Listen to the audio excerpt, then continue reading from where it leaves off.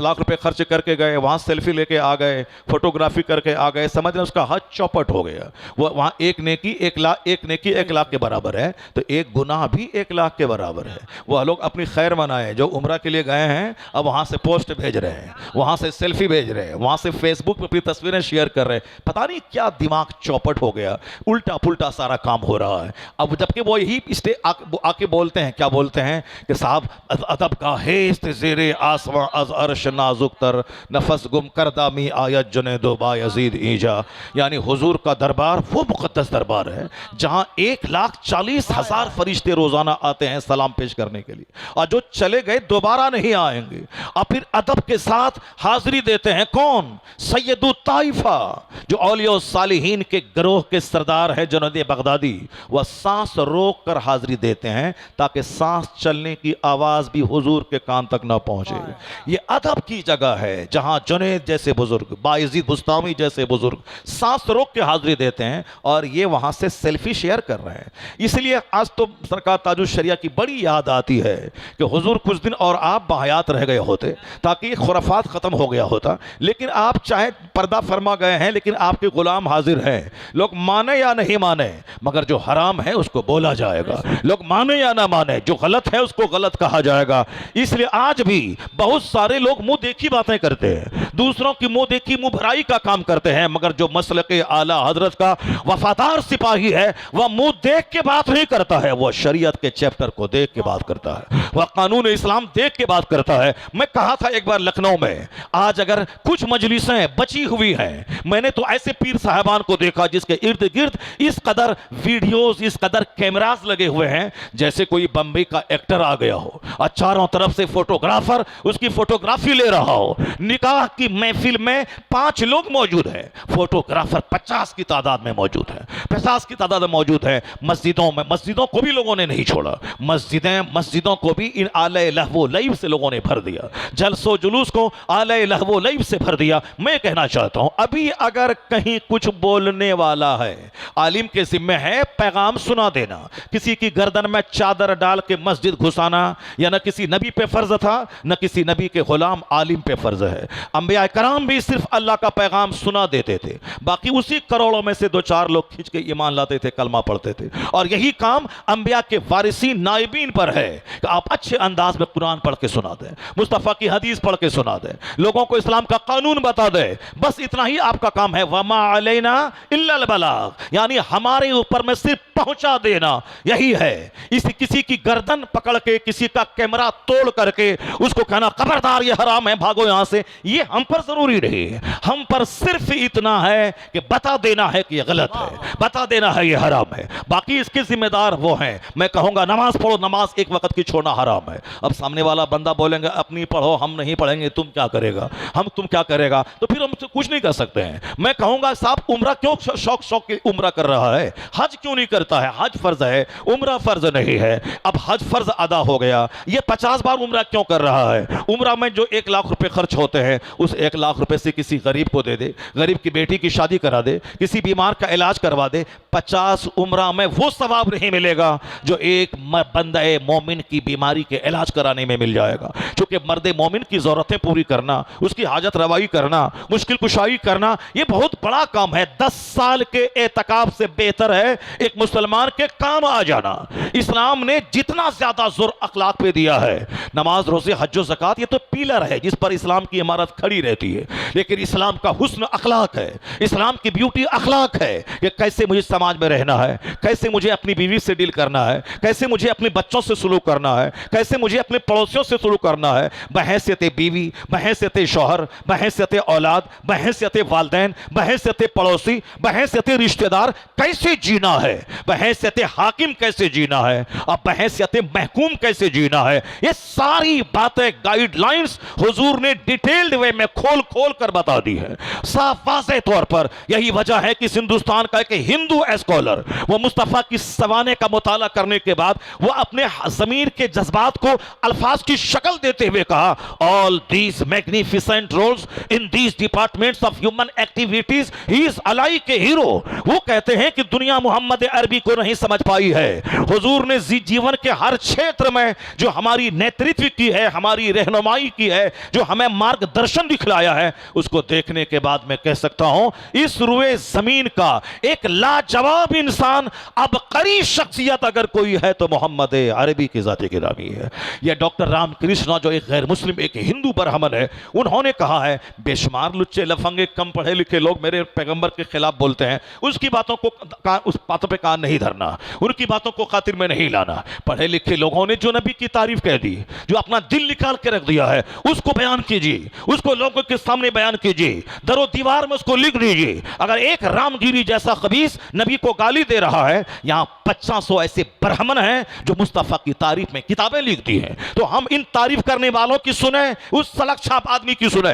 हम इन पढ़े लिखे आदमी की बात माने कि मंदिर में घंटी बजा के हमारे पैगंबर को गाली देकर 2 रोटी खाने वाले उस रजील की बात समाप्त करें। इसमें एक कौम मुस्लिम निगेटिव पहलू से हटकर पॉजिटिवली आप सोचा करें। हर पागल दीवाने की बात का जवाब नहीं होता, हर पागल दीवाने वैशी की बात का जवाब नहीं है। रास्ता चलते कोई रमेश अगर मेरे पैगंबर को गाली देता है, अब हम सारी एनर्जी निचोड़ दें उस पे? नहीं नहीं, पागल समझ के उसको छोड़ देना। एक पागल की बात थी, पागल हवाओं में सदाए बाज़गश्त समझ करके छोड़ देना है। अपना काम कर। जब पता चले कि लोग मेरे सरकार के खिलाफ बोल रहे हैं, मेरे महबूब के खिलाफ बोल रहे हैं, तो फौरी आप दुरूद का विर्द बढ़ा दें, आप जिक्र मुस्तफा बढ़ा दें, अज़मत मुस्तफा का बयान करना बढ़ा दें, सरकार दो जहां का चर्चा आम कर दे, अपने बाल बच्चों की गुट्ठी में मुस्तफा की मोहब्बत पिला दे, अपनी मस्जिदों की फसील से मुस्तफा पे दुरूद व सलाम को बढ़ा दे। वह 5 गाली देगा, 50,000 मस्जिदों से जब मुस्तफा पे दुरूद व सलाम की सदाएं बुलंद होंगी, इन खबीसों की आवाजें दब जाएंगी। हर तरफ वही शोर होगा जो सरकार आला हजरत ने आज से 70 साल पहले कहा था, सरकार कौन आपका नाम हटा पाएगा? अर्श पे ताजा छेड़छाड़, फर्श पे तुरफा धूमधाम, कान जिधर लगाए तेरी ही दास्तान है, कान जिधर लगाए तेरी ही दास्तान है। तो एक मर्द मोमिन की हैसियत से जब पता चले किसी खबीस ने भी को गाली दी है, रोजाना 1000 बार दुरूद पढ़ना वजीफा बना लीजिए। जब पता चला किसी ने हमारे पैगंबर की तौहीन की है, अपने बाल बच्चों को चाहे तो फिजिक्स, केमिस्ट्री, बायोलॉजी कुछ भी पढ़े, उन पर लाजिम करार दे दें कि रोजाना आधा घंटा आका अलैहिस्सलाम की जिंदगी का मुताला करना है, हयात तैयबा का मुताला करना है, और बता देना है कि सरकार दो जहां का नाम घटने वाला नहीं है, और फिर हर आने वाला दिन मुस्तफा के नाम का इतना चर्चा दुनिया में होता जाएगा कि नहीं सुना आपने? एक खबीस मरदूद ने कहा था आका अलैहिस्सलाम के बेटे का इंतकाल हो गया, बेटे का इंतकाल हो गया, तो कुछ कुफ्फार मुशरिकीन ने क्या कहना शुरू किया, अब इनकी आखिरी औलाद, इनका बेटा इंतकाल कर गया, अब इनका नाम लेने वाला कोई नहीं रह जाएगा। क्या कहा उन्होंने? इनका नाम लेने वाला कोई नहीं रह जाएगा। जब तक ये मोहम्मद अरबी हैं तब तक 2 4 10 50 मांगने वालों की भीड़ जमा है, लेकिन अब चूंकि हर बाप के मिशन को लेके आगे औलाद बढ़ती है, इनके पास बेटा ही नहीं रहा, तो अब इनके मिशन को लेके आगे कौन बढ़ेगा? कौन इनके मिशन को लेके आगे बढ़ेगा? कहा कि मोहम्मद अरबी अबतर हो गए, यानी इनकी नस्ल कट गई, इनका बेटा मर गया, अब कोई इनका चर्चा करने वाला नहीं रहेगा। क्या कहा? ये अबतर हो गए, इनकी नस्ल कट गई, इनका बेटा था जो बेटा अपने बाप के मिशन को लेके आगे बढ़ता, बेटा ही नहीं रहा, तो अब इनका नाम लेने वाला कोई नहीं रह जाएगा। सरकार दो जहां अलैहिस्सलाम के कान तक जब यह बात पहुंची तो आका अलैहिस्सलाम मायूस हो गए, और हुजूर का यही अब तुर्रे इम्तियाज यही रहा, सरकार की आदतें हंसना यही रही कि जो भी हुजूर को गाली देता, हुजूर अपनी तरफ से कोई सफाई पेश नहीं करते थे। सरकार दो जहां की जो भी तौहीन करता तो आका खुद नहीं कहते थे, हाँ अल्लाह की तौहीन अगर कोई करता था तो सरकार दो जहां का तेवर खजबनाक हो जाता था, वह उसकी बात का जवाब देते थे। लेकिन बस यही बात यहां भी है, अल्लाह की जात पे हमला कोई करता, सरकार दो जहां का हमला खतरनाक हो जाता, आपके बयान का तेवर खजबनाक हो जाता।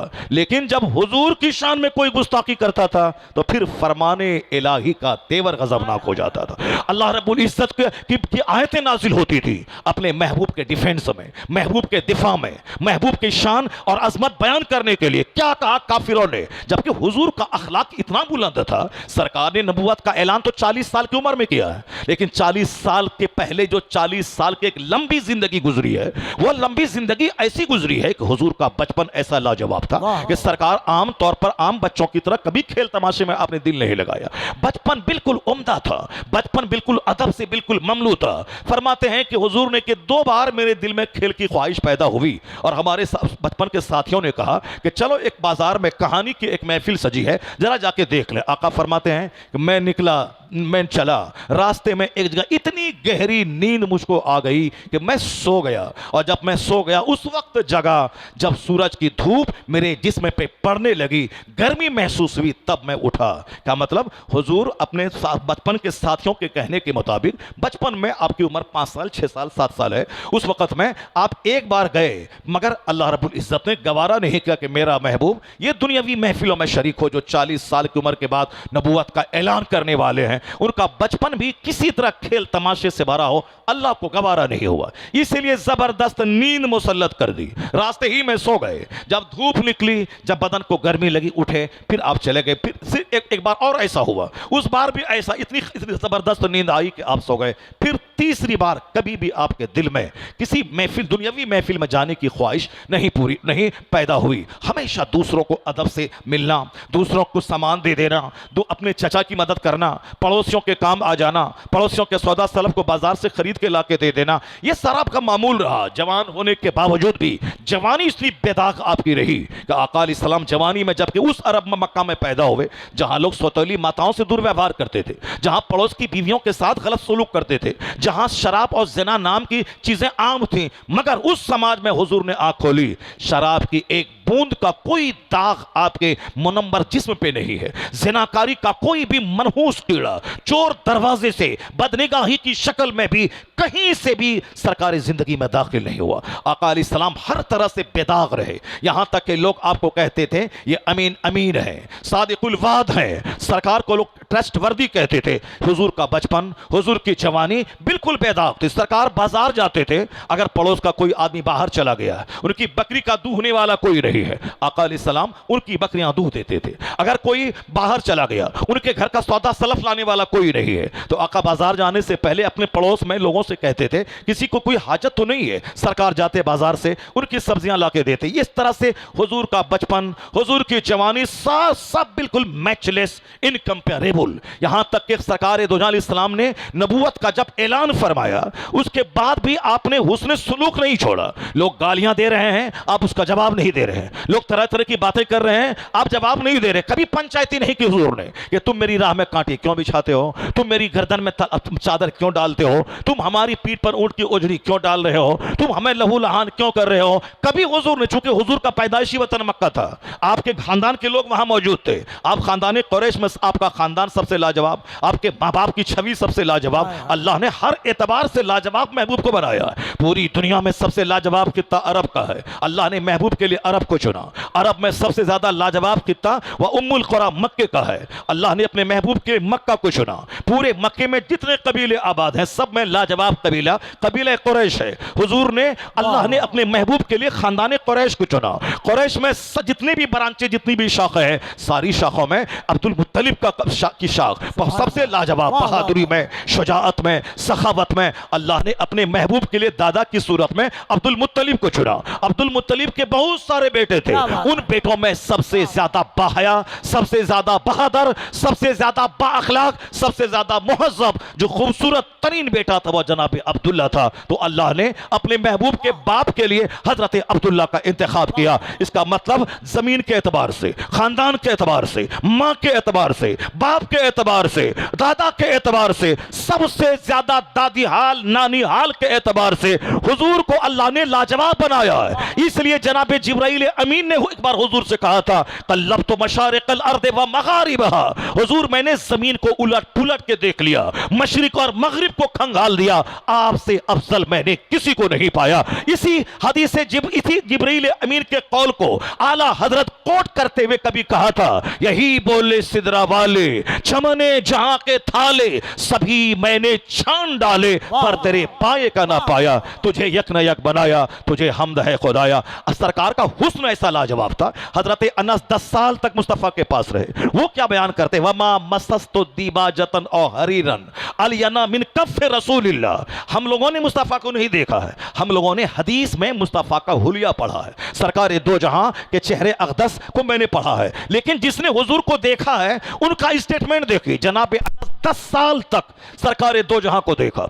अब 10 साल तक रहते रहते जो सरकार दो जहां का चेहरा देखा, आपकी हथेली मुबारक को छुआ, आपको देखा, वो क्या कहते हैं, हुजूर का चेहरा इतना, हुजूर की हथेली इतनी नर्म थी, मैंने कोई रेशम, कोई दीबाज हुजूर की हथेली से ज्यादा नर्म नहीं पाया। वो जनाब अनस कहते हैं मैंने कोई मुश्क, कोई कस्तूरी मुस्तफा से ज्यादा खुशबूदार मैंने नहीं पाया। और जनाब अनस कहते हैं मैं 10 साल हुजूर की खिदमत में रहा, मगर मेरे सरकार ने 10 साल के लंबे पीरियड में लफ्ज़े उफ तक मुझको नबी नहीं कहा। जबकि एक गुलाम को हम लोग एक दिन में 50 बार गाली देते हैं, 50 बार माँ की डेकी करते हैं, तुम्हारा बाप ऐसा, तुम्हारी माँ ऐसी, तुम्हारा खानदान ऐसा। जो हमारा नौकर है जिसको हम तनख्वाह देते हैं, तो उसको हम 50 बार गालियां देके तोड़ देते हैं उसको। ये हमारा अखलाक है। मगर जनाब अनस क्या कहते हैं, मैं 10 साल तक मुस्तफ़ा की खिदमत में रहा। और इसी चैप्टर को देखकर अमेरिका यूरोप के दानिश्वर दम बखुद रहते हैं कि ये कैसा इंसान है कि एक दिन में आदमी 50 गाली अपने नौकर को देता है,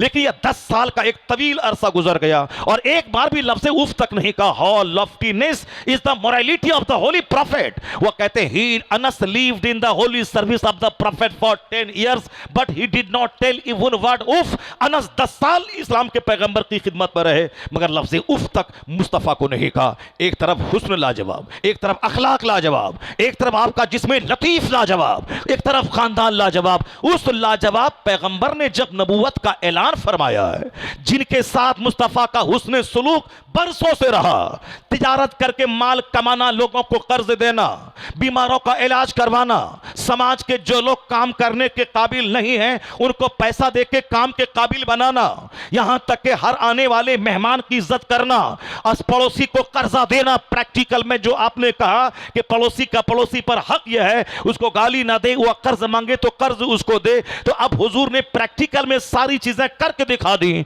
जिसने इतना बड़ा अखलाक का मुजाहिरा किया, उनके बेटे का इंतकाल हुआ, मगर कुछ खबीसों ने क्या कहा, इनकी नस्ल कट गई, अब इनका नाम लेने वाला कोई नहीं रहेगा दुनिया में। क्या कहा, किन के साथ, अखलाक की सबसे ऊंची चूटी पे जो फाइज है उसके आगे कोई अखलाक की चूटी ही नहीं है। हुजूर फरमाते हैं वो इस तो ले उतम्मिमा मकारिमल अखलाक, I have been sent to complete morality. मैं अखलाक को पाए तकमील तक पहुंचाने के लिए मैं पैदा हुआ हूं।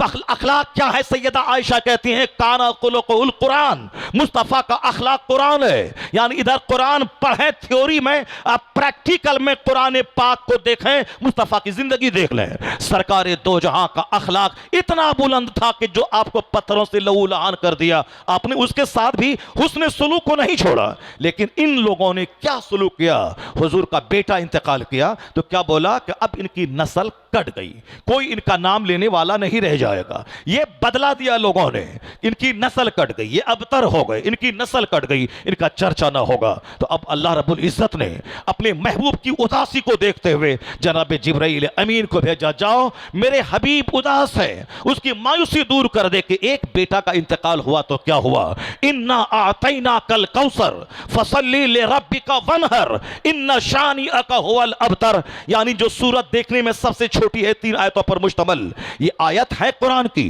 ये कलाम है खुदा का, मगर यह तारीफ है मोहम्मद मुस्तफा की। सरकार की अजमत इस तरह बयान कर रही है आयत करीमा कि इन्ना आतैना कल कौसर। अल्लाह ने कहा ए हबीब आप गमगीन क्यों है, आप मायूस क्यों है। इन लोगों ने कहा कि आपकी नस्ल कट गई, आप अबतर हो गए, आपका नाम लेने वाला अब कोई नहीं रह जाएगा। हमने आपको खैर कसीर अता फरमाया, ऐसा खैर जो कभी खत्म न होने वाला है, ऐसी भलाई जिसका सिलसिला हमेशा दराज होता रहेगा। हर आने वाला वक्त आपके लिए बेहतर से बेहतरीन आता चला जाएगा। मैंने खैर कसीर कौसर आपको अता फरमाया। बस आपका काम है इस्लाम की तबलीग करते रहिए, नमाज पढ़ते रहिए, कुर्बानी करते रहिए। आप कभी इनकी बदगोई से आप रंजीदा ना हो। जहां तक सवाल रहा आपकी औलाद के मर जाने का और इनका कहना कि इनका नाम नहीं लिया जाएगा, इनकी नस्लें कट जाएंगी, तो सुन लीजिए, इन्ना शानिअका हुवल अबतर, जो आपका दुश्मन है इसकी नस्ल कट जाएगी, इनकी नस्ल कट गई और आपको मैंने वो वो खैर कसीर अता किया है कि एक आपका बेटा मरा है, आने वाले वक्त में कई हजार करोड़ आपके रूहानी बेटे होंगे जो आपका नाम लेंगे, जो आपका कलमा पढ़ेंगे, आपकी खरबों रूहानी औलाद होगी। तो एक बेटा क्या मरा, अल्लाह ने आज हिंदुस्तान में 40 करोड़ मुस्तफा का वो गुलाम दिया है जिसके नाम के साथ लफ्ज़ मोहम्मद जुड़ा हुआ है। अब पूरी दुनिया में 200 करोड़ ऐसे मुसलमान हैं जिसके नाम के साथ लफ्ज़ मोहम्मद जुड़ा हुआ है। पता यह चला कि हर आने वाला वक्त मुस्तफा की अजमत का चर्चा होता जा रहा है, उनकी रूहानी नस्लें बढ़ती चली जा रही है। पहले 4 लोगों ने कलमा पढ़ा था,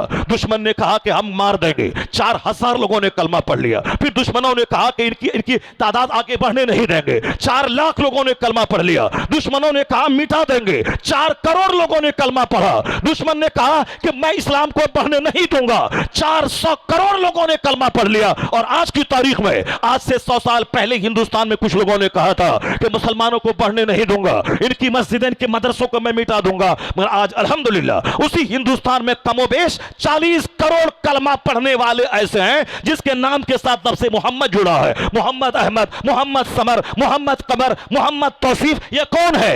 ये मोहम्मद अरबी की रूहानी औलाद, ये मोहम्मद अरबी के कलमा पढ़ने वाले उनके गुलाम है। तो एक को बेटा मरा था तो काफिरों ने मजाक उड़ाया, आपकी नस्ल कट गई। तो अल्लाह ने एक तरफ तो आपकी बेटी फातिमा ज़हरा से लाखों करोड़ों सादात का सिलसिला जारी फरमा दिया कि आपकी खूनी औलाद है जो क़यामत तक जारी रहेगी, और दूसरी तरफ एक रूहानी मानवी औलाद है, एक रूहानी औलाद आपका कलमा पढ़ने वाला। नबी अपनी उम्मत के बाप के मुकाबिल होते हैं, औलाद और उनके कलमा पढ़ने वाली उम्मत उनकी औलाद के दर्जे में होती है। तो नबी मोहतरम के क़यामत तक खरबों औलाद, रूहानी औलाद कलमा पढ़ने वाले गुलामों की शक्ल में। तो अब आप देख सकते हैं कि जिसने कहा था कि आपकी नस्ल कट गई, आज अबू जहल की कोई औलाद नहीं है, उतबा की नस्ल का एक बच्चा नहीं है, शैबा की नस्ल का एक बच्चा नहीं है, अबू लहब की नस्ल का एक बच्चा नहीं है, मगर मुस्तफा जाने रहमत की खूनी नस्ल का लाखों सैयद दुनिया में मौजूद है। और हमारे आप जैसे रूहानी औलाद उनकी खरबों की तादाद में दुनिया में मौजूद है। इसलिए आने वाला वक्त मायूसी का नहीं है, वक्त गुजरता जाएगा, मुस्तफा की अजमत का डंका पूरी दुनिया में बजता रहेगा। इन्ना आतैनाकल कौसर फसल्ली लिरब्बिका वनहर इन्ना शानिअका हुवल अबतर।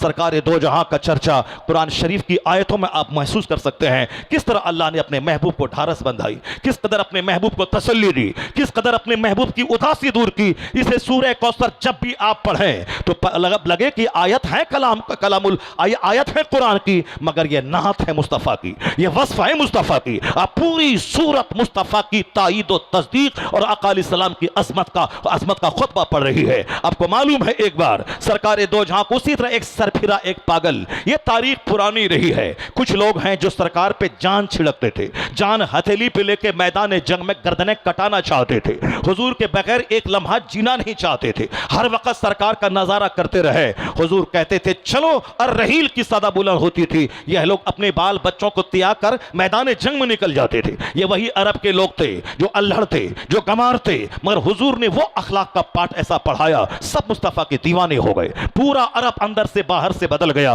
तो सरकार दो जहां अलैहिस्सलाम की एक तरफ तारीफ करने वाली एक जबरदस्त टीम मौजूद है, वहीं एक खबीस था जो सरकार दो जहां को एक बार मजनू कह दिया था। सरकार दो जहां को कल भी मजनू कहा था, और आज भी कोई खबीस सरकार दो जहां को गाहे बगाहे आका अलैहिस्सलाम की शान घटाता हुआ कोई खबीस नजर आ रहा है, उसे दिल बर्दाश्ता होने की कोई जरूरत नहीं है। पूरा कुरान मुस्तफा की तारीफ में भरा हुआ है। आला हजरत कहते हैं ए रजा खुद साहिब कुरान है मद्दाह हुजूर, फिर तुझसे कब मुमकिन है मिदहत रसूलुल्लाह की। खबीस वलीद इब्ने मुगीरा ने हुजूर को मजनू कहा। सरकार दो जहां ने नहीं कहा ए मरदूद मैं मजनू नहीं हूं, तुमने ऐसा क्यों कहा? नहीं, हुजूर ने कभी अपने ताल्लुक से कभी पंचायती ही नहीं की। आपकी राहों में कांटे बिछाए गए, कोई पंचायती नहीं, आपके सरों पे धूल डाली गई, मगर कोई पंचायती नहीं। हम लोगों को भी सरकार दो जहां के अखलाक की एक खैरात एक धूल की शक्ल में लेनी चाहिए कि अपने ऊपर हमला हो उसका बहुत जबरदस्त नोटिस नहीं लेना है। अपने ऊपर हमला हो कोई नोटिस नहीं लेना है। पड़ोसी कोई कष्ट पहुंचाए सब्र करना है, साहब सामने वाले रिश्तेदार से कोई तकलीफ पहुंचे सब्र करना है। यह नहीं कि तुमने सलाम नहीं किया था 50 बार मैं सलाम नहीं करूंगा, तुमने मेरे बीमार होने के बाद तुम देखने नहीं आए अब हम तुमको देखने नहीं जाएंगे, तुमने हमारे घर में शादी की तकरीब में तुम नहीं आए अब तुम्हारे यहां हम नहीं जाएंगे। ये हम जैसे कमजोरों की कहानी है। वह एक बार सलाम नहीं किया हम 50 बार सलाम जवाब नहीं देते हैं, वह एक बार तोहफा नहीं भेजा अब 50 बार हम उसको तड़पाते हैं। हैं नहीं नहीं, सिले रहमी का मतलब है वो तकलीफ पहुंचाए आप सब्र करें, आपको पता चले कि वो आपकी कीमत कर रहा है लेकिन आप अनसुनी कर दें, ऐसा लगे कि जैसे आपने सुना ही नहीं है। बेशुमार मसले का हल अनसुनी कर देने में है। ऐसा नहीं कि टोह लगाएं दीवार में कान लगा के सुने वो अपने घर में क्या बोल रहा है, नहीं। अगर आप रास्ता चलते सुन भी लिया कि फला अपने घर में बाल बच्चों के बीच में मेरे खिलाफ कोई चर्चा कर रहा है, आप इस तरह से गुजर जाएं जैसे लगे कि आपने कुछ सुना ही नहीं है, बिल्कुल कान बंद कर लें, वरना किस किस से आप लड़ेंगे। अखलाक का तकाजा यही है, लड़ाई के खत्म करने का तकाजा यही है। रिश्तेदारियों को दूरियों को घटाने का अच्छा तरीका यही है। आज लोग गिरा बांध के रख रहे हैं, 100 साल की दुश्मनी, 50 साल की दुश्मनी, दादा की दुश्मनी पोता निकाल रहा है। यह काम तो अरब के जाहिल करते थे कि 100 साल पहले किसी के परदादा से किसी कबीले से दुश्मनी थी तो उसका परपोता उस दुश्मनी का बदला लेता था। नहीं, यह हमारे परदादा का दुश्मन था, अब हम इसको जीने नहीं देंगे। यहां इलिटरेसी इग्नोरेंस का माहौल है, वहां ऐसा होता है। लेकिन आका फरमाते हैं अब इस्लाम आ गया है। हुजूर कहते हैं सिल मन कताक, जो तुमसे जुदाई इख्तियार करें तुम उससे जुड़ने की कोशिश करो, जो तुमको नहीं दे तुम उसको देने की कोशिश करो, जो तुमको सलाम नहीं करे तुम उनको सलाम करो। नफ्स तो बोलता है कि मैं बड़ा हूं या छोटा है सलाम नहीं करो, नफ्स तो कहता है कि मैं शौहर हूं या बीवी है मैं सलाम नहीं करो, नफ्स तो कहता है कि मैं अमीर हूं या गरीब है मैं सलाम ना करो। नफ्स की मानेंगे तो शैतान बन जाएंगे। और नफ्स तो कहता है कि मैं शेखुल हदीस बुखारी पढ़ाने वाला हूं और ये मुंशी जी फारसी की पहली पढ़ाने वाला है, मैं क्यों उनको सलाम करूं। नफ्स तो कहता है कि मैं बड़ा हूं ये छोटा है मैं क्यों सलाम करूं। तो फिर क्या होगा, कोई सलाम किसी को नहीं करेगा, समाज नफरत करने वाले जानवरों से भर जाएगा। मगर हुजूर ने इस नफरतों की दीवार को तोड़ने का एक शानदार पैगाम दिया। क्या पैगाम दिया? हुजूर ने कहा मेरी इत्ताअत करो, मेरी पैरवी करो। अल्लाह ने क्या कहा, मैं अपने हबीब को तेरे लिए मॉडल बना के भेजा हूं। मैं मॉडल का क्या मतलब है, सिर्फ ये नहीं कहते रहना कि ये गुलाब की पंखड़ी ऐसी है, मॉडल ऐसा है, नमूना ऐसा है, पत्ती ऐसी है, फूल ऐसा है, सिर्फ ये कह के मत रहना, बल्कि ये मॉडल ये है कि इनकी पैरवी करना, जो ये कहते हैं उनकी बात मानना, तारीफ भी करना, तौसीफ भी करना। मगर ये एक हिस्सा है, एक जबरदस्त हिस्सा है उनकी पैरवी करना, उनके बताए हुए रास्ते पे चलना, उनकी बातों को मानना। तो हुजूर ने को अल्लाह ने क्या कहा, मोता बना के भेजा, जिनकी इताअत की जाए वह मोता है, उनकी जिनकी पैरवी की जाए। सरकार दो जहां के ताल्लुक से दर्जनों आयतों में है, पैरवी करो इनकी। वमन युतिइर रसूल फकत अता अल्लाह, जिसने अल्लाह के रसूल की अताअत की उसने अल्लाह की इताअत की। क्या मतलब, जिसने अल्लाह के रसूल की माना उसने अल्लाह की माना। अल्लाह की रसूल पाक की मानना का मतलब अल्लाह की बात मानना, तो अल्लाह के रसूल की बात मानने का मतलब यही है। हुजूर क्या कहते हैं, आका फरमाते हैं सिल मन कताक, जो तुझसे जुड़े कटना चाहे तुम उससे जुड़ने की कोशिश करो। तो आका फरमाते, आका हमारे लिए मॉडल है। तो जब लगे दिल में कि मैं शेखुल हदीस हूं या मुर्शी जी है, लगे कि मैं अमीर हूं या गरीब है, लगे कि मैं शौहर हूं या बीवी है, मैं बड़ा हूं या छोटा है, कैसे सलाम करो। नफ्स की मानेंगे तो फिर आप मगरूर हो जाएंगे। लेकिन जहां मुस्तफा को सामने ले आए कि मेरे पैगंबर आजम अपनी बीवी को सलाम करते थे, सरकार अपने छोटों को सलाम करते थे, सरकार सलाम में इस कदर पहल करते थे कि दूसरों को मौका नहीं मिलता था कि वो सलाम करे। तो नफ्स की मानेंगे तो दूरियां बढ़ेंगी, मुस्तफा की मानेंगे तो गुरूर छटेगा, खाकसारी बढ़ जाएगी, मोहब्बतें बढ़ जाएंगी, दूरियां घट जाएंगी। इसलिए हमेशा मुस्तफा को सामने रखा है। शादी ब्याह, अकीका, खतना, तीजा, 40वां, सब हर काम में नबी मोहतरम सामने रहे। नफ्स नहीं रहे, शैतान नहीं रहे, दुनिया नहीं रहे, रिश्तेदार नहीं रहे, फिल्मी कल्चर नहीं रहे, क्रिकेट का कल्चर नहीं रहे, हिंदुआना रस्म रिवाज नहीं रहे। वो अपने बेटे का बर्थडे मनाया है तो हम भी मनाएंगे, नहीं नहीं, मुंह समाज को नहीं देखना है, मुंह नहीं देखना है। वो अपने बच्चे के बर्थडे पार्टी में कव्वाली मनाया है तो हम भी कव्वाल को बोला कि कव्वाली करवाएंगे। वो अपने बच्चे की पैदाइश पे किसी मीरासी, किसी पमड़िया, किसी हिजड़ी की डांस करवाया है तो हम भी करवाएंगे। समाज को देखेंगे रुस्वा हो जाएंगे, समाज को देखेंगे जलील हो जाएंगे, फिल्म कल्चर को देखेंगे रुस्वा हो जाएंगे। मुस्तफा पे नजर रहे और अपना सारा काम हुजूर के फरमान की रोशनी में हो, जन्नत तो वहां मिलेगी, यहां राहत कल्ब मिलेगी, इत्मीनान कल्ब मिलेगा, यहां मोहब्बतें मिलेंगी, अदावतें घटेंगी, यहां फरहत भरी जिंदगी मिलेगी। अगर अल्लाह ने चाहा मुस्तफा की गुलामी की वजह से हुकूमत मिलेगी, सल्तनत मिलेगी, राहत मिलेगी। वो नहीं कामयाब होगा जो किसी बंदर के सामने सर झुकाता हो, वो कभी कामयाब ना होगा जो छुछंदर को खुदा कहता हो, वो कभी कामयाब ना होगा जो कभी कीचड़ को खुदा कहता हो, वो कभी कामयाब ना होगा जो किसी सांप को खुदा कहता हो। इसलिए एक कौम मुस्लिम, जो कुछ भी आजमाइश है दुनिया में, ये हमारी बदअमली की सजा है। आज मेरी मस्जिदें वीरान है, मेरी खानका वीरान है, मेरे जलसे वीरान है, मेरे मदरसे वीरान मैदान है, सब ये सारी जगह आबाद करने की थी, हमने उनको वीरान कर दिया। शराब की भट्टी वीरान करनी थी, हमने उसको आबाद कर दिया। फिल्म का हाल वीरान करने का था, हमने पैसा देके 3 घंटा अपना टाइम देकर हमने अपनी आंखों को जना के लज्जत से साथ काम किया है। हमने सिनेमा हॉल आबाद किया, शराब की भट्टी हमने आबाद की, नाच गाने की महफिलें हमने आबाद की। तो आप क्या चाहते हैं, जिए शैतान की तरह और फिर हुकूमत हिंद मिल जाए, हुकूमत अमेरिका मिल जाए, हुकूमत चाइना मिल जाए, हुकूमत जापान मिल जाए, यानी हम जिए शैतान की तरह और जो दुआ करे रहमान कबूल कर ले। ऐसा नहीं होता है कि जाए पूरब और काबा पहुंच जाए। यहां कानून वही है कि तू मुस्तफा की गुलामी कर, फिर बादशाहत तेरा इंतजार कर रही है, सल्तनत तेरा इंतजार कर रही है, हुकूमत तेरा इंतजार कर रही है। इस तू जियो मुस्तफा के गुलाम की तरह, तुम्हें अल्लाह इमामत देगा, अल्लाह तुम्हें खिलाफत दे देगा,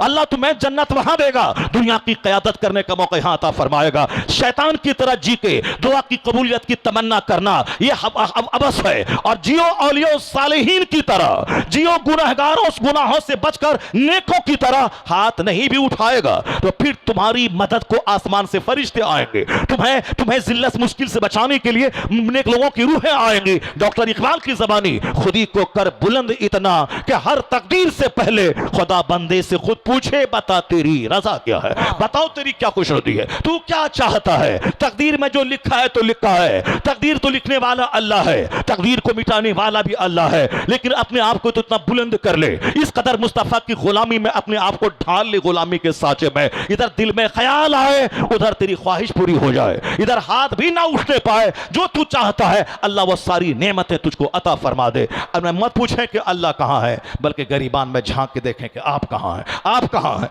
आप कहां खड़े हैं, आपके घर का माहौल कहां खड़ा है, आपका कल्चर कहां खड़ा है। हुजूर का तो अल्लाह ने इतना बुलंद मर्तबा अता फरमाया है कि यूरोप का एक दानिश्वर क्या कहता है, if a man like him were to assume the dictatorship of the modern world, he must succeed in solving its problems. Doctor Bernard Shaw एक क्रिश्चियन है, हिंदुस्तान का 1 लाख पढ़ा लिखा आदमी जिनके पासंग के बराबर नहीं है। इतना बड़ा दानिश्वर ने आज से 50 साल पहले क्या कहा। इस्लाम के पैगंबर मोहम्मद अरबी का मकाम तो इतना बुलंद है कि अगर दुनिया के लोग अपने मसाइल का हल करने के लिए हुजूर के पास आ जाए, उनके गाइडलाइंस की रोशनी में अपने प्रॉब्लम्स का हल करना चाहे, बर्नार्ड शॉ कहता है सारी दुनिया अपने मसले के हल करने में कामयाब हो जाएगी। इसलिए कि मोहम्मद अरबी सिर्फ मुसलमानों के मसीहा का नाम नहीं है, he must be called the saviour of humanity. मानवता के रक्षक है मुस्तफा, इंसानियत के मुहाफिज है मुस्तफा। जो भी इंसान मुस्तफा के नेतृत्व में मार्गदर्शन में पनाह लेगा, भले ही कोई काफिर हो, जन्नत वहां नहीं मिलेगी, मगर दुनिया का प्रोग्रेस, दुनिया की तरक्की उसको मिलेगी, क्योंकि मुस्तफा के कानून पे अमल करने में दोनों जहान की भलाई है। अगर काफिर मुस्तफा की हदीस पर अमल करे, संजीदगी से, मेहनत से, जद्दोजहद से, सब्र से काम ले, तो जापान जैसा तबाहशुदा मुल्क वह दुनिया का सबसे मालदार तरीन मुल्क बन जाए। अगर नबी का गुलाम जद्दोजहद, जहद मुसलसल इस शगल से काम ले, तो जन्नत तो वहां मिलेगी, तरक्की यहां मिलेगी, माली मदद यहां मिलेगी, क्योंकि जो दुनिया की तरक्की के तकाजों को फुलफिल करेगा वो भिखारी नहीं बनेगा, वह मोहताज नहीं रहेगा। जो हाथ पे हाथ धरे बैठेगा, मुंतजिर रहेगा आसमान से खजाना उतर जाए, जमीन से कोई खजाने की हांडी निकल जाए, ना कभी हांडी निकलने वाली है ना खजाना उतरने वाला है, यह सारी जिंदगी भिखारी बन के रहेगा, एक एक पैसे को तरसता रहेगा। दुनिया की खुशहाली के लिए भी मुस्तफा के पैगाम अमल को अपनाना होगा। सरकार दो जहां ने जो जहद मुसलसल का मैसेज दिया है, बेकारी से बचने का, मेहनत करने का, लगनशीलता का, जद्दोजहद का, पंक्चुअलिटी का, ऑनेस्टी का, ईमानदारी का, अगर कौम मुस्लिम उस पर अमल करे तो जापान पीछे रहेगा, मुस्तफा का गुलाम सबसे आगे हो जाएगा। मुसलमान अगर उस पर अमल करे तो जन्नत भी मिलेगी, दुनिया की खुशहाली भी मिलेगी। लेकिन अगर कोई मुसलमान मक्का का बीज खेत में डाले ही नहीं और तमन्ना करे कि साहब मकई की फसल उपज के मेरे घर में आ जाए, ऐसा नहीं होता है। समंदर की सतह पे मकान नहीं बनता है, हवाओं में महल तामीर नहीं होता है। सिर्फ तमन्ना करने से और मज़ारात पे बैठकर मुरादें मांगने से मसले का हल नहीं होता। मसले का हल जद्दोजहद से, मसले का हल स्ट्रगल से, मसले का हल मेहनत से, मसले का हल संजीदगी से, मसले का हल इल्म से, मसले का हल इल्म पर अमल से, मसले का हल इस पर है एहसास से कमतरी में शिकार होने का नहीं, बल्कि मुसीबतों की कीचड़ में लथपथ होने के के बाद वहां से उम्मीद की किरण लेके उठने का है। जापान में एक शख्स अंग्रेज गया, वहां 10 साल तक जापानी जबान सीखने के बाद उन्होंने वहां की कौम से तजर्बात हासिल किए। एक किताब लिखी the story of Japan, Japan की कहानी। उसमें एक पैराग्राफ उसने लिखा है, जो जिसने हवाई जहाज दिया है, जिसने माइक्रोफोन दिया है, जिसने कंप्यूटर दिया है, जिसने ट्रेन दिया है, यानी ये सारे सामान सात समंदर पार के यहूद और नसारा, ये वहां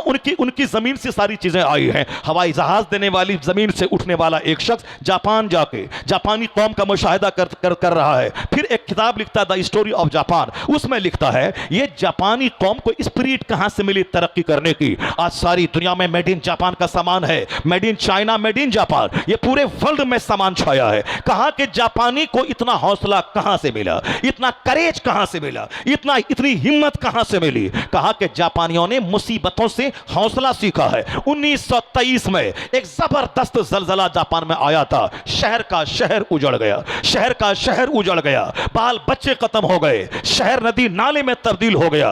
लेकिन जो लोग बच गए थे वह लोग मातम करने के लिए नहीं बचे रहे, जो लोग बच गए थे वह लोग सीना कोबी करने के लिए नहीं खड़े रहे कि अब हमारे बाल बच्चे खत्म हो गए, हमारा शहर उजड़ गया, अब हम क्या करेंगे दुनिया में जी करके, चलो फांसी के फंदे पे लटक जाते हैं। नहीं, आज जापान अमेरिका की मंडियों में छाया है, आज जापान हिंदुस्तान के मार्केट में छाया है। उसका माल सबसे ज्यादा जबरदस्त और फिर सबसे ज्यादा कीमती भी, सबसे ज्यादा मजबूत भी होता है। मेड इन जापान, चाहे सोनी कंपनी हो या किया कंपनी की कारें हो, बहुत सारी कंपनियां ऐसी हैं जो जापान के लगे हुए कोरिया, जापान से सटे हुए चाइना से वो सारा सामान बन। जापान जो तबाहशुदा मुल्क, क्या कहा, 1923 में खतरनाक जलजला आया, करोड़ों लोग मौत के मुंह में चले गए, आबादियां जमीन में धंस गई। लेकिन जो लोग बच गए वह लोग सोगवार बन के नहीं बचे, बाल नहीं नोचने लगे, सीना नहीं फाड़ने लगे। जो गए तो गए, जो बच गए कहा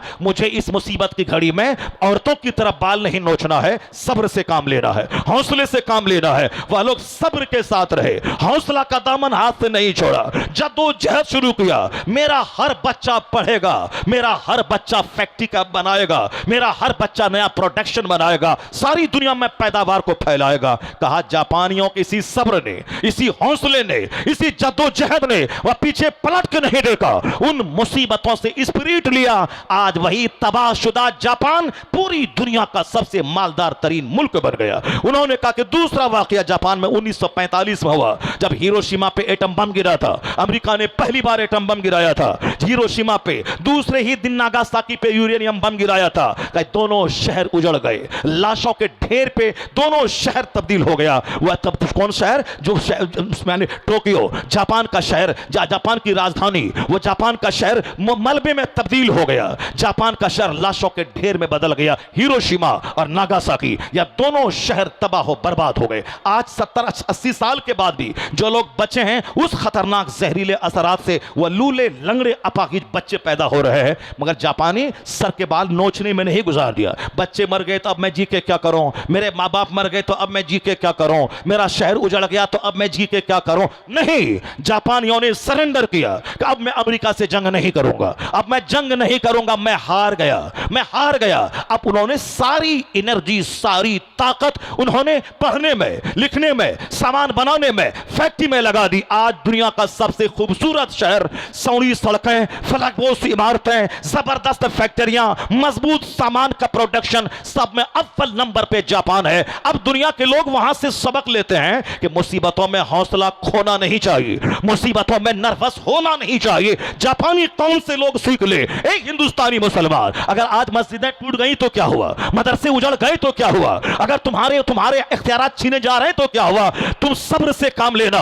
तुम्हारे पैगंबर ने कहा है, तुम्हारे पैगंबर ने कहा है कि सब्र तुम्हारा हथियार है, इल्म तुम्हारा जेवर है, इल्म तुम्हारा हथियार है। अल्लाह सब्र करने वालों के साथ है। अल्लाह ने क्या कहा, ला तहज़न इन्नल्लाह माना, गम मत करो, अल्लाह तुम्हारे साथ है। हुजूर ने यह कहा था, हुजूर की यह बोली है, जब आप निकले अब मक्कतुल मुकर्रमा से हिजरत की रात में और गारे सोर में गए, 3 दिन क़याम किया। जब मक्का के लोगों ने पीछा किया, इस कदर करीब पहुंच गए गार के, सिद्दीक अकबर कहने लगे, हुजूर अब क्या होगा, यह लोग तो इतना करीब पहुंच गए हैं कि निगाह सिर्फ नीची करें तो हम लोगों को देख लेंगे। यानी इस कदर बुलंदी पे पहुंच गए, हम गार में हैं, वह सिर्फ आंख नीची करें तो हम लोगों को देख लेंगे। अब क्या करें, सिद्दीक अकबर घबरा गए। मुस्तफा ने क्या कहा, ला तहज़न इन्नल्लाह माना, गम मत करो अल्लाह हमारे साथ है, गम मत करो अल्लाह हमारे साथ है। फिर क्या हुआ? जब अल्लाह पर मजबूत एतमाद था तो अल्लाह ने कबूतर के जरिए, कबूतर के जरिए, अल्लाह ने जाली के जरिए उन काफिरों के दिल में बात डाल दी। यहां कोई गया होता या मकड़ी की जाली ना होती, कबूतर का अंडा ना होता,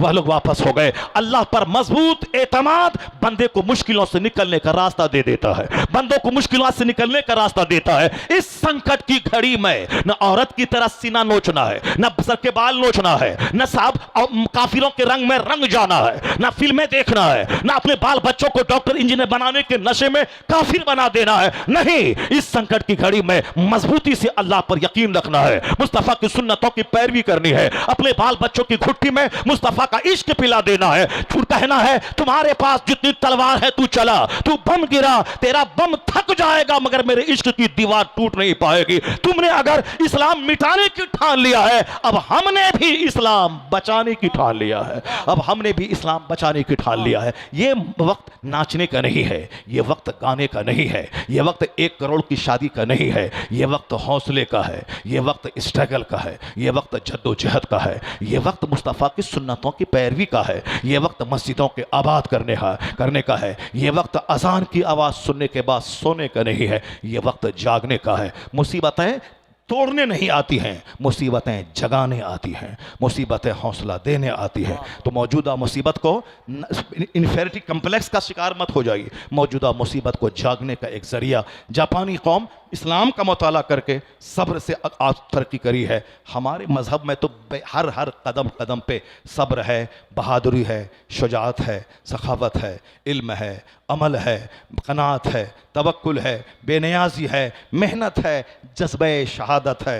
ये सारी बातें हमारे यहाँ सारी क्वालिटी मौजूद हैं। अगर सरकार दो जहाँ की सच्ची मोहब्बत, सरकार दो जहाँ की तालीमात पे अमल हो, ये मुसीबतें भी ख़त्म हो जाएंगी। आंधी हमेशा रहती है क्या? तूफ़ान हमेशा रहता है क्या? न ये आंधी रहेगी, न यह तूफ़ान रहेगा, न यह मुसीबत रहेगी, कुछ नहीं रहेगा।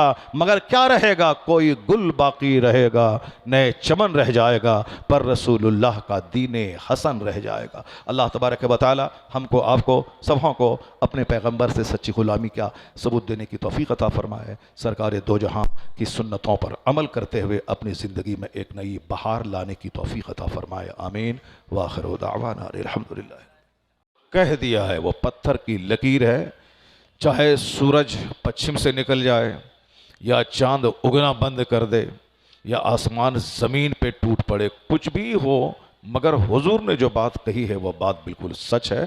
उसमें कोई तब्दीली ना आज 1400 साल के अंदर हुई है और न ही हो सकती है। तो आका ने जो कुछ कहा वो आपने सुना। आने वाला वक्त मजहब इस्लाम का है, आने वाला वक्त मजहब इस्लाम के फॉलोवर्स का है। पूरी दुनिया में कोई ऐसा खित्ता नहीं बचेगा जहां मजहब इस्लाम का कलमा दाखिल न हो जाए। वक्ती आंधी है, ये वक्ती तूफ़ान है, ये आरजी मुसीबत है। दुनिया का नाम ही है चेंजिंग, अदलना बदलना, इसी को दुनिया कहते हैं। दुनिया का मतलब है जो चीज़ एक हालत पे कायम न रहे। अल आलमो मुतग़य्यरुन, दुनिया आलम बदलने वाला है। वह कुल्लु मुतग़य्यरिन हादिसुन, और हर बदलने वाली चीज़ हादिस है। फल आलम हादिस, आलम हादिस है, ये दुनिया फ़ानी है। दुनिया की परिभाषा यह है कि कोई चीज़ एक हालत पे ना रहे। बच्चा पैदा होता है, बचपन से बच्चा गुजरता है, फिर जवानी में दाखिल होता है, बुढ़ापे में, फिर उसके बाद दुनिया छोड़ के चला जाता है। यही 3 स्टेज हैं, बचपन, जवानी, बुढ़ापा। कोई चौथा स्टेज नहीं आने वाला। जो बचपने से गुजर रहे हैं वह समझ लें कि मुमकिन है कि शायद जवानी नहीं आ पाए, क्योंकि करोड़ों बच्चे हैं जो जवानी ही में दुनिया से चले जाते हैं। बहुत सारे लोग हैं जो जवान हो चुके हैं, सेकंड स्टेज में आ चुके हैं। वो ये नहीं समझें कि उसके लिए बुढ़ापा है, तीसरा स्टेज बुढ़ापा है। लेकिन करोड़ों नौजवान ऐसे हैं जिन्होंने बुढ़ापे का मुंह नहीं देखा, बल्कि जवानी ही में दुनिया से चले गए। एक बहुत बड़े अरबपति जवानी में बेशुमार दौलतें उन्होंने जमा की, लेकिन उसी ऐन जवानी में भी 10 साल हुए हैं दौलत के कमाए हुए, ख़तरनाक मर्ज कैंसर में गिरफ्तार हुए, बिस्तरे मर्ग पे पड़ गए। आने वाले लोग उनके पास आते थे और कहते, दिलासा देते थे, मगर वो कहते थे कि मैं अपनी हालत पे नहीं रो रहा हूँ, मैं तुम सबों को अपनी ज़िंदगी से इबरत दिलाना चाहता हूँ कि मैंने अपनी ख्वाहिश के मुताबिक बेपनाह मेहनत की, मैंने करोड़ों की दौलत मैंने जमा की, लेकिन उन दौलतों से लुत्फ़ अंदोज होने से पहले पहले अब मैं कैंसर से पीड़ित होकर मैं दुनिया से जा रहा हूँ। उन्होंने कहा कि हर आने वाले लोगों से जो उनकी ताज़ियत और मजाज पुरसी को आता था, सबसे यही कहते थे कि मुझ पे तरस मत खाओ, अपनी ज़िंदगी पे तरस खाओ। जो हश्र मेरा आज हो रहा है, मैं चाहता हूँ कि तुम्हारा नहीं हो। तुम इस ज़िंदगी से धोखा मत खाओ, तुम जवानी से धोखा मत खाओ। मैंने भी सोचा था कि एक लंबी मुद्दत तक दौलतों को मैंने जमा किया है, उससे मैं फ़ायदा हासिल करूँगा, बुढ़ापे में खूब ऐश करूँगा, बेपनाह दौलतें मेरे पास रहेंगी, मैं किसी का मोहताज नहीं रहूँगा। लेकिन आज मुझे खबर नहीं थी कि मैं इस ख़तरनाक मर्ज़ में गिरफ़्तार हो जाऊँगा और मुझे दुनिया छोड़ के जाना पड़ेगा। तो हर आने वाले से ही कहते थे कि मेरे ऊपर तरस मत खाओ, तुम ज़िंदगी से धोखा मत खाओ। करोड़ों लोग ऐसे हैं जो बूढ़े नहीं हुए, जवानी में दुनिया से चले गए, और जो जवानी से बच के बुढ़ापे के स्टेज पर दाखिल हुए, वो तो समझ लें कि एक बीमारी के स्टेज में दाखिल हो गए। बुढ़ापे का दूसरा नाम है बीमारी। यानी आजकल अक्सर बूढ़े लोग वो सिर्फ दवाई की तलाश में रहते हैं कि साहब दवाई कहाँ मिले, किस डॉक्टर के पास मेरे इस मर्ज़ का इलाज है। हालांकि उसको ये समझना चाहिए कि बुढ़ापा खुद एक मुस्तकिल मर्ज़ है, उसका कोई इलाज किसी के पास नहीं है। बुढ़ापे का मतलब अब कोई चौथा स्टेज नहीं आने वाला है, अब मौत ही आने वाली है। चाहे हॉस्पिटल में आए, चाहे रास्ता चलते आए, चाहे सर चक्कर आने के बाद आ जाए, चाहे बाथरूम में आ जाए, कहीं भी आ जाए, मौत ही आएगी। जब मौत आएगी, अब चौथा कोई स्टेज नहीं है, तो हर बूढ़े को ये चाहिए कि हर वक्त मौत को मद्देनज़र रखते हुए जो फुर्सत मिली है 5 घंटे की, 5 महीने की, 5 साल की, 5 दिन की, उसको बिल्कुल मौत के बाद जो दुनिया आने वाली है उसकी तैयारी में लगा दे। मगर करोड़ों में किसी बूढ़े को मौत का ख्याल आता है कि अब मैं बूढ़ा हो गया, अब दवाई नहीं काम करेगी, अब मुझे मौत किसी भी टाइम में आने वाली है, तो मुझे मौत के बाद की जो दुनिया है उसकी तैयारी करनी चाहिए।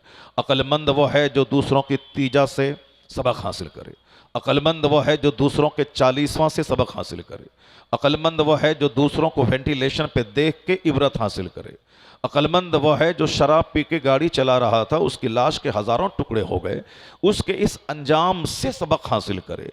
मगर अक्लमंद रहेंगे तब न सबक हासिल करेंगे। अकाली सलाम के एक हदीस पाक फिर मैं बार बार पढ़ता हूँ। हुजूर ने कहा है कि आखिर ज़माने में अक्सर लोगों की अक्लें छीन ली जाएंगी, अक्सर लोग पागल और दीवाने की तरह करेंगे। अभी आप देख सकते हैं कि मर्द के पास पूरी ताकत है, ये इस जाड़े के ज़माने में सिर्फ एक शर्ट पहन के घूम सकते हैं, लेकिन मर्द 5 कपड़े पहने रहते हैं। औरतों का जिस्म मर्दों के मुकाबले में नर्म और नाजुक होता है, बिल्कुल समझ लें कि एक लतीफ़ जिस्म की मलका होती है वो। अल्लाह ने उसके चेहरे पे दाढ़ी नहीं दी, चूँकि उसका चमड़ा बिल्कुल नर्म और नाजुक होता है। अब वह नर्म नाजुक हैं, वह एक कपड़ा पहनकर उसका फैशन बिगड़ न जाए, उसका मेकअप ख़तरे में ना पड़ जाए। सर्दी में ठठरती हैं, मगर वह चादर से अपने सर को नहीं ढांपती हैं। क्यों? इसलिए कि उसका मेकअप बिगड़ न जाए। अब इसको आप क्या कह सकते हैं? जिसको 5 कपड़े पहनना था तो वह 1 कपड़े पहन के ठठर रही, और जो मर्द सिर्फ 1 कपड़ा पहन के भी कड़ाके की सर्दी में जा सकता है, घूम सकता है, जैसे आपने देखा होगा राहुल गांधी को, वो अभी जो उन्होंने पूरे हिंदुस्तान का भ्रमण किया सिर्फ एक टी-शर्ट पहन करके। कड़ाके की सर्दी है साहब, दिसंबर जनवरी की, एक टी-शर्ट पहन के पूरे हिंदुस्तान का भ्रमण कर कई 1000 किलोमीटर दूर का सफ़र उसने किया। कैसी ताकत थी उनके पास? ये मर्द है, मर्द के पास ताकत रहती है। तो मैं कह रहा हूँ कितना उल्टा पुल्टा काम हो रहा है। जिस औरतों को 5 कपड़ा पहनना चाहिए वो 1 कपड़ा पहन रही है, और जिस मर्द को 1 पहनना चाहिए अब साहब ये 5 पहन रहे हैं। आखिर ज़माने में अक्लें छीन ली जाएंगी। हुजूर ने क्या फरमाया? तुन ज़ो अक़ूलो अक्सर ज़ालिक ज़मान, एक ज़माना ऐसा आएगा कि अक्सर लोगों की अक्लें छीन ली जाएंगी। शादी एक कॉन्ट्रैक्ट, एक इजाब और कबूल का नाम है। 5 लोग गवार हैं, 2 लोग गवार हैं, इजाब व कबूल शादी का नाम। लेकिन लोगों ने गैर ज़रूरी तौर पर शादी में मेहंदी की रस्म, हल्दी की रस्म, साहब सगाई की रस्म, न जाने कितनी रस्में दाखिल कर दी। उन्होंने बैंड बजाया है तो मैं बजाऊंगा, उन्होंने डीजे बजाया है तो मैं बजाऊंगा, उन्होंने साहब 50 स्कॉर्पियो पे बारात को लेके गया है तो मैं भी लेके जाऊंगा। एक साहब एक दीवानगी है लोगों में। हुजूर ने क्या कहा 1400 साल पहले? लोगों की अक्लें छीन ली जाएंगी, लोग बेवकूफ़ हो जाएंगे। दुनिया में खाना इसलिए है ताकि मैं जिंदा रहूं, और ज़िंदा इसलिए रहूं ताकि मैं अपने रब करीम की इबादत करूं। लेकिन यहाँ देखिए सिर्फ खाने का मुकाबला है, चाउमीन, बर्गर, सैंडविच, टिक्का, ये वो, जबकि इसकी वजह से मौतें हो रही हैं, लोगों के हार्ट ब्लॉकेज हो रहे हैं, लोगों का लीवर फैटी हो रहा है, खतरनाक मर्ज लीवर के पैदा हो रहे हैं। और डॉक्टर कहते हैं कि जंक फूड मत खाइए, डॉक्टर कहते हैं कि साफ फास्ट फूड मत खाइए, मगर एक दुनिया दीवानी है, उसी के पीछे पागल है। शाम हुई, सड़क के किनारे दुकान लगी, हजारों दीवाने जमा हो गए। क्या मतलब? वो खाना खा रहे हैं जिस खाना खाने के बाद वो सेहतमंद नहीं रहेंगे, जिस खाना खाने के बाद वो कैंसर को दावत देंगे, जिस खाना खाने के बाद वो साहब ब्लड प्रेशर हाई को दावत दे रहे हैं। कुछ भी हो, डॉक्टर झूठ बोलता है। खाओ, पहले जिंदगी मिली है खाने पीने के लिए। क्या कहा हुजूर ने? आखिर जमाने में लोगों की अक्लें छीन ली जाएंगी। जो कुछ आज देख रहे हैं वो बहुत अच्छा नहीं हो रहा है, वो सब वही हो रहा है जो सरकार ने आखिरी ज़माने की पहचान और अलामत अपने बयान की है। ज़िनाकारी आज बिल्कुल सस्ती हो गई। आदमी 10 रुपए में ज़िना कर रहा है, एक डब्बे मिठाई में ज़िना कर रहा है, लेकिन शादी में 1 करोड़ रुपए लगेंगे। जबकि हुजूर ने शादी को इतना सिंपल बनाया था कि सिर्फ 2 गवाह के सामने ईजाब कबूल हो जाए, भीड़ लगाने की ज़रूरत नहीं है। रात में निकाह तय हो, रात में ईजाब कबूल हो जाए। दिन में रिश्ता तय हो, दिन में ईजाब कबूल हो जाए, दिन में ईजाब कबूल हो जाए। सिर्फ 2 लोग गवाह रहें, 4 लोग मौजूद रहें, निकाह हो, पुराने कपड़े में निकाह हो जाएगा, बगैर किसी बाराती को खाना खिलाए निकाह हो जाएगा। लेकिन अब देख लें साहब, जब तक कपड़ा खरीदने का पैसा ना हो निकाह नहीं होगा, जब तक साहब मेहंदी की रस्म के कपड़े नहीं जाए तब तक साहब शादी नहीं होगी, जब तक लड़की को नौकरी नहीं मिले तब तक शादी नहीं होगी, जब तक लड़के को नौकरी नहीं मिले तब तक शादी नहीं होगी, लड़के को नौकरी मिलेगी तब शादी होगी। शादी की उम्र है 18 से 20 साल, अब शादी नौकरी मिलेगी उसको 38 साल में, शादी होगी 40 साल में, यानी अब वो बुढ़ापे के करीब शादी करने जा रहा है। इस 20 साल के अंदर में अगर लड़के से खता हो गई, लड़के का पांव फिसल गया, वो तवाइफ के कोठे पे चला गया, तो बुखारी की हदीस में आया है कि जवान होने के बाद अगर निकाह में ताखीर हुई, उस ताखीरी निकाह की वजह से बच्चा बच्ची का पांव फिसल गया, माँ बाप उस जुर्म में शरीक समझे जाएंगे। ज़िना करे लड़की मुजरिम हो बाप, ज़िना करे लड़का मुजरिम हो बाप। जुर्म क्या है? शादी में लेट करने का। जुर्म क्या है? शादी में ताखीर करने का। इसी जुर्म की वजह से आप उस गुनाह में शरीक समझे जाएंगे। ये बताइए, मुझको 40-45 साल में जब शादी होगी, 50 साल के बाद तो बुढ़ापा आ जाता है। अब 5 साल ही वो बच्चा अब शादी के बाद अपनी बीवी के साथ रह पाएगा, जबकि जो आदमी 18 साल में शादी कर लिया, उसकी उम्र 45 साल पहुंचते पहुंचते उसका बेटा 25 साल का हो गया। अब उसकी बेटी साहब जवान हो गई, अब ये खुद जवान है, बेटा उसका पार्टनर बन गया। अब ये दोनों मिल करके कमाएगा, दूसरों के मुकाबले में ज्यादा दौलतें कमाएगा, ज्यादा खुशहाल रहेगा। इसीलिए कहा कि जल्दी से शादी कर ले ताकि तेरे बच्चे पार्टनर तेरे हो जाए, ताकि तेरी बेटी जवान रहे और तू भाग दौड़ करके उसकी शादी जल्दी से दिला दे। वरना शादी होगी 50-45 साल में, आप होंगे 60-60 साल के बिस्तर पे पड़े होंगे मौत के करीब, उस वक्त आपका बच्चा 20 साल का 18 साल का हो रहा होगा। लड़की होगी तो फिर एक शादी का टेंशन लेके दुनिया से आप जाएंगे, लड़का होगा तो उस लड़के की आवारगी, उसकी मुलाजमत न मिलने की वजह से आप परेशान होंगे। सारा काम दुनिया में उल्टा पुल्टा हो रहा है। मैं नमाज पढ़ रहा हूँ रेलवे स्टेशन पे, कहते हैं कि साहब ये मस्जिद नहीं है, ये प्लेटफॉर्म है, आप यहाँ नमाज ना पढ़ें। उसी प्लेटफॉर्म पे एक लड़का एक लड़की के साथ कांधे पे हाथ रख के मस्तियां कर रहा है। कोई पुलिस वाला बोलने को तैयार नहीं है, कोई नहीं बोलता अरे साहब ये प्लेटफॉर्म है, ये तवाइफ का अड्डा नहीं है, ये प्लेटफॉर्म है, ये आपका अपना घर नहीं है, ये अगरचे आपकी बीवी है मगर वही भी है तो आपके आपका घर है, ये प्लेटफॉर्म है, यहाँ हज़ारों लोग सफ़र कर रहे हैं। मैं नमाज पढ़ूँ तो कहते हैं कि साहब ये प्लेटफॉर्म है, मस्जिद नहीं है। अब वो ज़िना करे तो कोई बोलने वाला नहीं कि साहब ये प्लेटफॉर्म है, ये तवाइफ का अड्डा नहीं है। क्या कहा हुजूर ने? अक्लें छीन ली जाएंगी, अक्लें छीन ली जाएंगी। दुनिया हिंदुस्तान में जब नमाजी बढ़ेंगे तो क्राइम घटेगा, नमाजी बढ़ेंगे तो गुरूर घटेगा, नमाजी बढ़ेंगे तो हरामखोरी घटेगी, नमाजी बढ़ेंगे तो शराब नोशी घटेगी, नमाजी बढ़ेंगे तो जिनाकारी घटेगी। आज हर कदम कदम पे जिनाकारी है, कदम कदम पे शराब नोशी है, कदम कदम पे साहब बड़े बड़े घोटाले हैं। जो मंत्री कुर्सी पे बैठे हैं वो घोटाला कर रहे हैं, साहब जो बड़े बड़े ओहदों पे फाइज हैं, डीएम, उसको घोटाले में मुलविस है, एसपी वो घोटाले में मुलविस है। हमारे पूर्णिया का एक डीएम, बहुत बुरी सजा उसको गवर्नमेंट ने दी साहब, तनख्वाह उसकी 2 लाख रुपये महीना है, करोड़ों रुपए गैर कानूनी ढंग से वो कमा रहे हैं, सिर्फ एक नहीं बल्कि हजारों ऑफिसर। तो मैं कहता हूं हुकूमत हिंद से, साहब आपके ऑफिसर गर्दन तक रिश्वत में धंसे हैं, उसके खिलाफ कोई, आपके पास कोई कानून नहीं है, आपके नेता उसके खिलाफ नहीं बोल रहे हैं। साहब कोर्ट में जितना हो रहा है आप उसके खिलाफ कुछ नहीं बोल रहे हैं।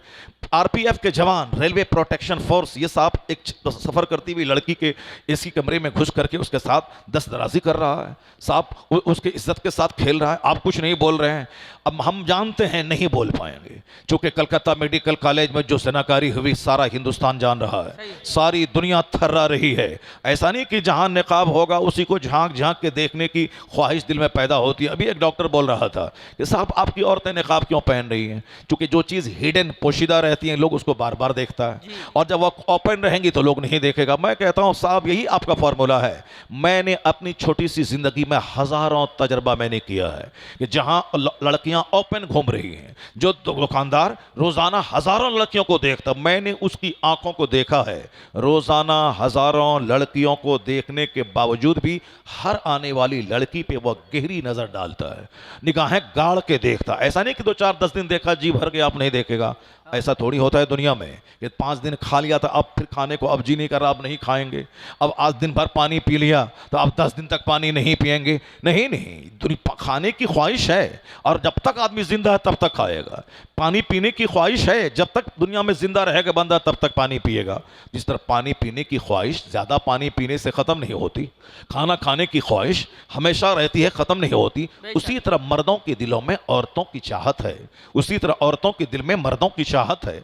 ये चाहत इसीलिए है ताकि दोनों शादी के बंधन में बंध जाएं, उसके बाद फिर आने वाली नस्लें उससे शुरू हों, तवालुद तनासुल का एक सिलसिला जारी हो जाए। अगर हमारे बाप शादी नहीं करते तो मैं कहाँ से पैदा होता, अगर आपके बाप शादी नहीं करते तो आप कहाँ से पैदा होते, अगर आपकी माँ आपके बाप के निकाह में नहीं आती तो आप कहाँ से पैदा होते, अगर हज़रत सैयद मूसा जंगी दोस्त रज़ी अल्लाह तआला अन्हो अब साहब वो शादी नहीं करते तो हम सबों के पीरो मुर्शिद गौसुल आज़म कहाँ से पैदा होते, हुज़ूर सैयद ग़ियासुद्दीन रज़ी अल्लाह तआला अन्हो अगर शादी नहीं करते तो 90 लाख काफिरों को कलमा पढ़ाने वाले गरीब नवाज कहाँ से पैदा होते। तो औरतें मर्द के लिए बनी है ताकि शादी करके एक दूसरे के रिश्ते में बंध जाए।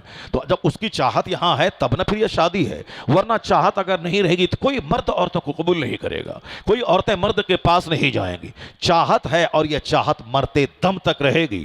ऐसा नहीं कि 10 बार देखने के बाद साहब वो जी भर जाए अब नहीं देखा जाए, तुम तो 1000 बार देख चुके हो फिर भी तेरी निगाहें क्यों बहकी हुई हैं। इसलिए यह कहना कि जो चीजें छुपी रहती हैं उसको देखने की ज्यादा ख्वाहिश होती है, गलत बात। मेडिकल कॉलेज में रोजाना लड़कियां टी शर्ट पैंट पहन के पढ़ने आ रही हैं, लेकिन उसके बावजूद क्यों रेप हुआ, उसके बावजूद क्यों दर्दनाक कत्ल हुआ, उसके बावजूद क्यों वहां साहब तहखाने में रेप का रैकेट चलाया गया। इसका मतलब है कि नेचुरल सिस्टम से बगावत आप नहीं कर सकते हैं।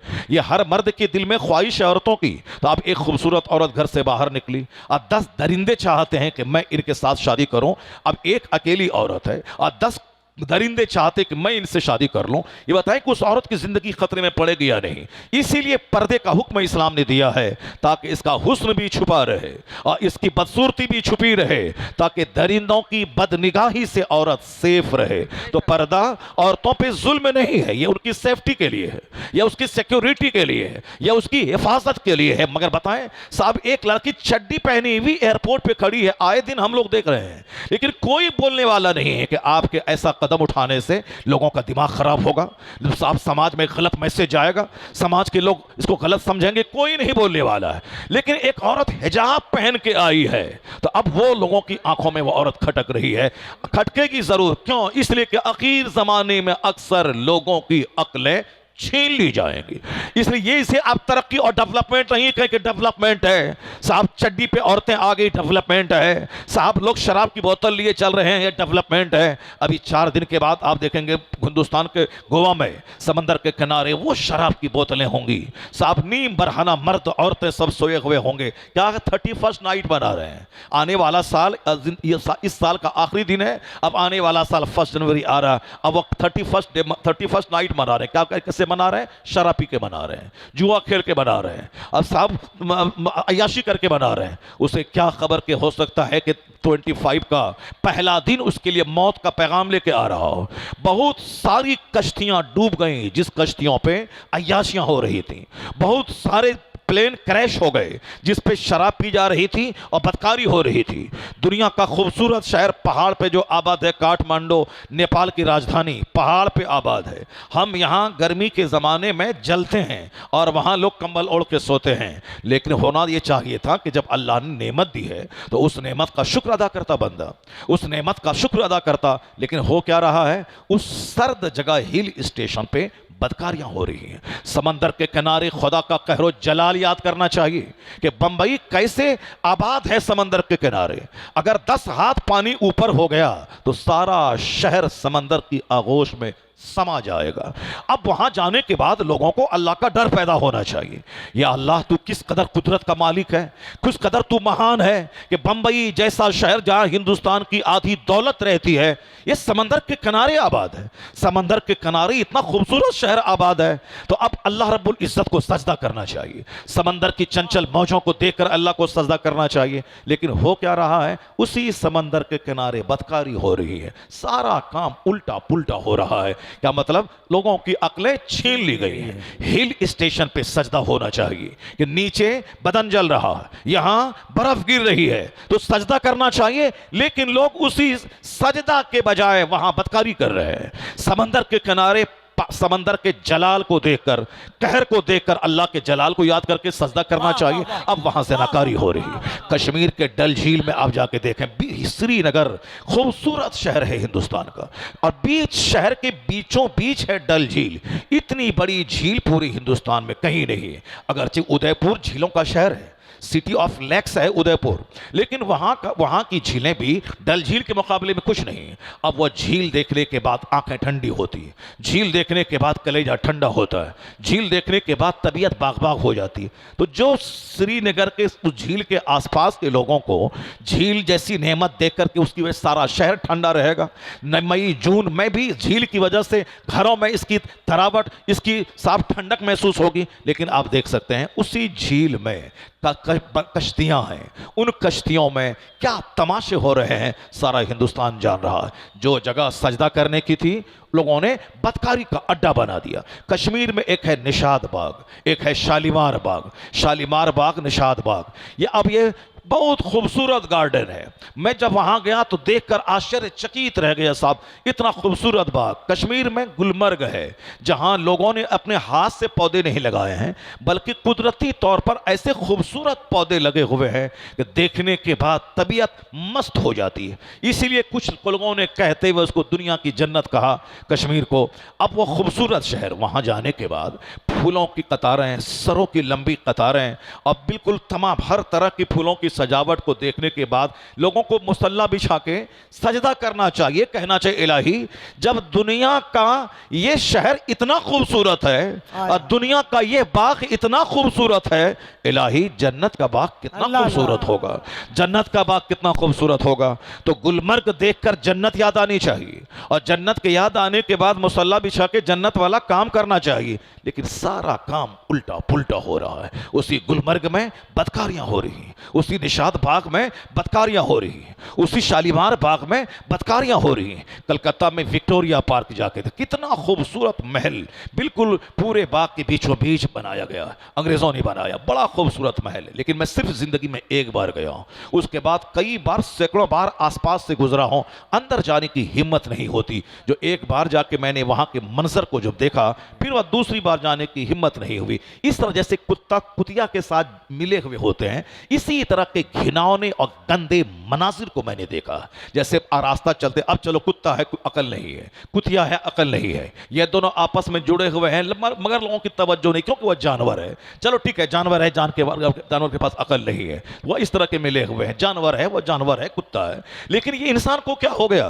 ये इंसान साहब, विक्टोरिया पार्क चारों तरफ से सड़कें हैं, चारों तरफ से लोग फुटपाथ पे घूम रहे हैं, उसके बावजूद भी अंदर में साहब एक दरख्त के नीचे साहब लोग उसी तरह मर्द औरत आपस में मिले हुए हैं जैसे जानवर एक दूसरे से मिला करते हैं।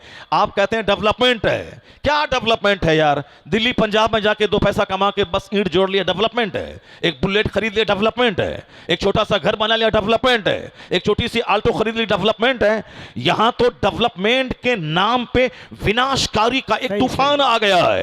ये डेवलपमेंट नहीं है, ये क्या है? डिसअपॉइंटमेंट है। ये डेवलपमेंट नहीं है, तनज़ुली है, ये तबाही है। दुनिया क़यामत के करीब आ रही है। जब देखो कोई महल बना रहा है, या कभी मत बोलना कि डेवलपमेंट हो रही है, बल्कि ये कहना कि जो दौलतें ज्यादा नाजायज तरीके से जमा करेगा उसका हिसाब भी बहुत ज्यादा होगा। ये आग के करीब जा रहा है। या 4 लेन की सड़कें ये बता रही हैं कि दुनिया विनाश के करीब जा रही है। या 150 मंजिला मकान ये बता रहा है कि दुनिया विनाश के करीब जा रही है। ये खाने पीने पहनने का मुकाबला ये इस बात की दलील है कि दुनिया विनाश की ओर बढ़ रही है।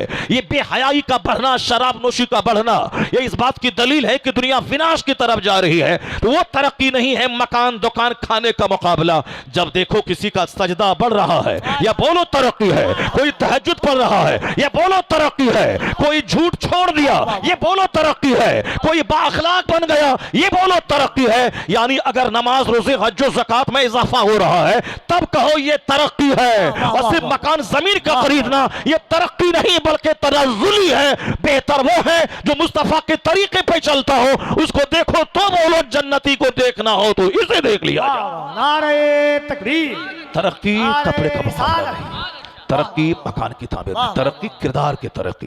पहले शराबी था अब नमाजी हो गया, ये तरक्की है। पहले दाढ़ी मूंढता था अब दाढ़ी रख रहा है, ये तरक्की है। पहले बेनमाजी था अब नमाजी हो गया, ये तरक्की है।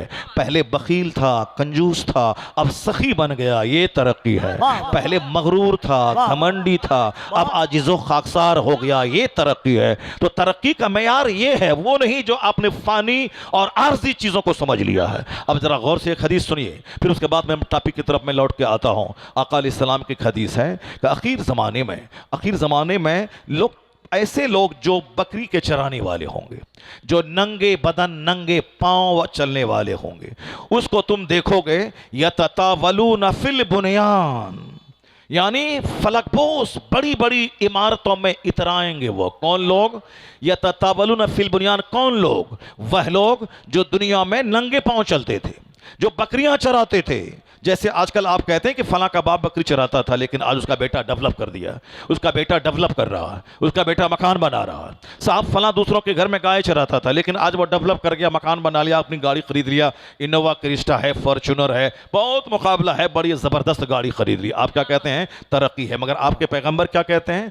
आपके पैगंबर कहते हैं, आपने वो हदीस सुनी होगी जो सात उम्मुल हदीस है, आपने वो हदीस सुनी होगी जो हदीस जिब्रील कहते हैं। जनाब जिब्रील अमीन इंसानी शक्ल में हुजूर के पास आए थे और सरकार से सवाल कर रहे थे कि हुजूर मल ईमान मल इस्लाम, ईमान क्या है, इस्लाम क्या है। और फिर एक सवाल था कि क़यामत की निशानी क्या है। तो हुजूर ने कहा था अन तलदल अमतो रब्बतहा, मुस्तफ़ा ने कहा था जब देखना कि औरतें अपने मालिक को जन्म देंगी। क्या मतलब?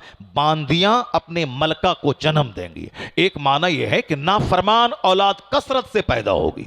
मर्द औलाद को अपनी माँ का पांव चूमना चाहिए, औलाद को अपनी माँ की पेशानी को बोसा देना चाहिए, औलाद को अपने बाप की पेशानी को चूमना चाहिए, जो कि माँ बाप के पाँव को चूमने से जन्नत की चौखट के चूमने का मजा मिलता है। माँ बाप को देखने से हज मबरूर का अज्र मिलता है। एक दिन में 100 बार माँ बाप का चेहरा देखें, हज मकबूल का अज्र मिलेगा। लोग